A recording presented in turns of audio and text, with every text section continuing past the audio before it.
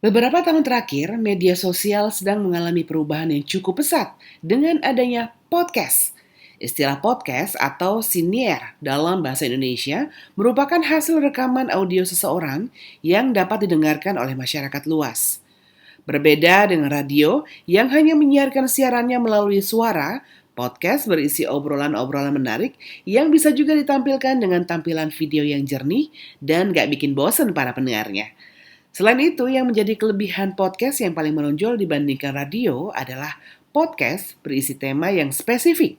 Jadi, pendengar podcast bisa menentukan tema yang mau didengar. Siswa mahasiswi Politeknik Tempo, Prodi Produksi Media pun tak mau kalah dalam mempraktekkan kurikulum radio and broadcasting dengan mempraktekkan podcast.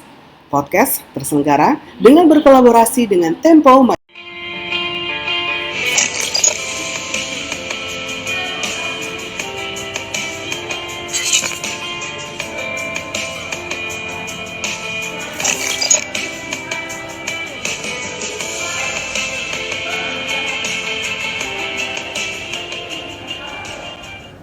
Salam, bertemu lagi kita dalam podcast dari Meja Redaksi. Di podcast ini, saya Veronica Ita dari Tempo akan berbincang-bincang dengan redaksi mengenai isu ataupun berita terhangat dalam sepekan terakhir yang akan kita bicarakan dengan redaksi dan tentunya akan menjadi cover di para pemirsa. Manuver untuk menambah masa jabatan presiden terus bergulir, meski hal itu jelas melanggar konstitusi. Terakhir, giliran Asosiasi Pemerintah Desa Seluruh Indonesia atau APDESI yang digalang untuk mendukung Jokowi 3 periode. Dukungan tersebut bergema dalam acara para kepala desa di Istora Senayan.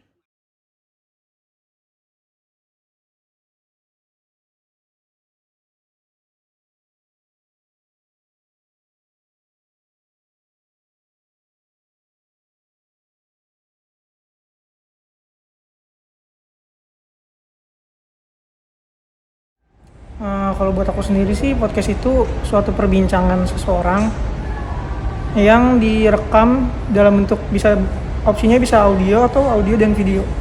Kalau untuk manfaatnya sih kita jadi tambah wawasan dan ilmu. Kalau menurut aku podcast itu artinya sebuah siaran yang bentuknya audio aja, jadi nggak ada visualnya, terus bisa direkam sewaktu-waktu. Menurut aku kalau manfaatnya itu lebih ke kita tahu informasi dan tahu opini orang lain seputar topik yang sedang dibicarakan. Kalau menurut aku podcast itu sebuah media untuk pembicaraan mengenai suatu hal gitu.